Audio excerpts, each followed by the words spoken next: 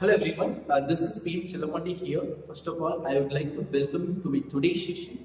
In this session, we are going to learn an important topic in Z transform, that is how to find inverse Z transform using convolution theorem, right? So before we dive into solving this problem, let me have a quick review that why we need convolution theorem to solve this problem, right? So convolution theorem is one of the most important and useful technique in digital signal processing and control systems.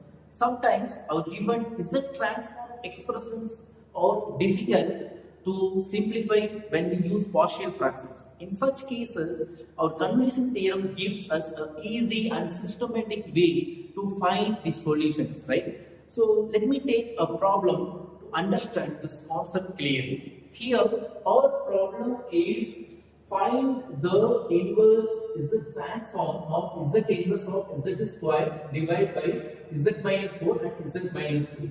So before we dive into solving this problem, let me know what you mean by convolution theorem. Okay, so here we have the statement of convolution theorem. So let me know in short what it is saying. Right? So here we have two functions f of n and g of n. Okay. So when we f of n and g of n are two functions, here the convolutions of f of n and g of n in terms of z transform is f of z and g of z. So when you take the inverse z transform to this result, then you will get f of n star g of n. Here the simple star means convolution. Star means it is a mixing or combining two functions, okay, that is called star. So here star is defined as f of n star g of n, which is equal to summation of r is equal to 0 to n f of r and g of n minus 1. This is the formula which we are going to use in our problem, right? So before we use this formula, let me know why we use convolution theorem, right?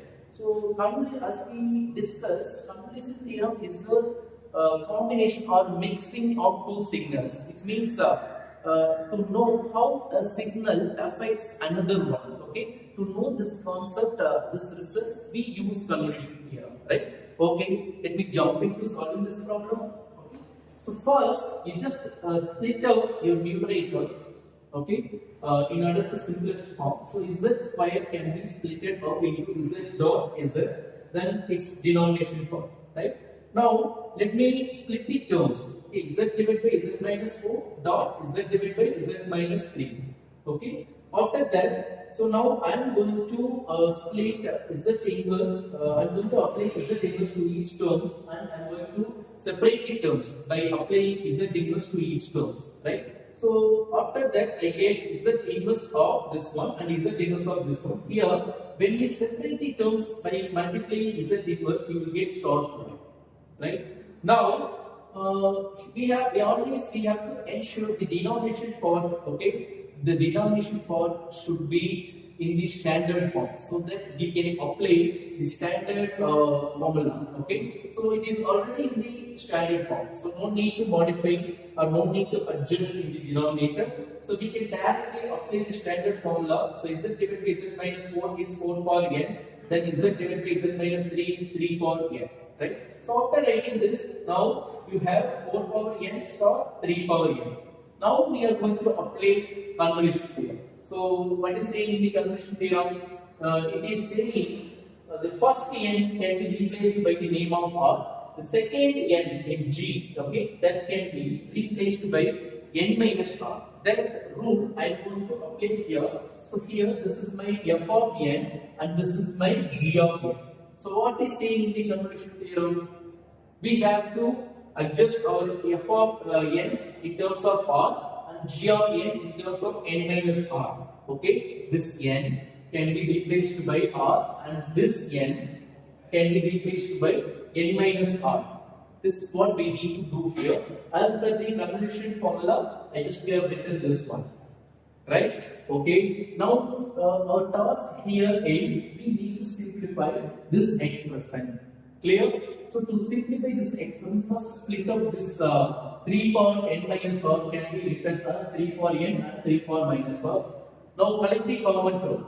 So here we have 4 power r, here we have 3 power minus r. So this is 3 power minus r can be written as 3 power r, like x inverse can be written as 1 by x.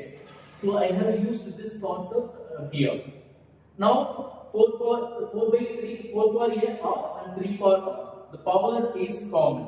So we can write the power in common row by using a bracket. Right? So after writing this, now 3 power n is keeping outside of this bracket because I am going to apply this r is equal to 0 to n to this result. Okay? So now when you apply r is equal to 0 to n, then your series is expanding like this. So here what you need to do is the anything power 0 is what? It is 1. So 1 plus is something. So here I am going to use some mathematical formula. So this formula that I am going to use. So here 1 plus a square plus etc. a power n. If you have any series in this format, then that can be replaced by this result. Okay, when your a is greater than 1. So here a is what? Your second term is your a. So here in our case, what is a? It is 4 by 3. Now in formula we have a, so a is 4 by 3. So 4 by 3 power plus n plus 1. Then minus 1, and also 4 by 3 is greater than a, greater than 1. Right? So that is why I have used the first formula. In the denominator, what we are having in the actual formula, it is a minus 1. What is a here? It is 4 by 3. Right? You just write 4 by 3 minus 1. Now simplify this expression, then you will get this one. Right? So take reciprocal, then 3 comes to numerator.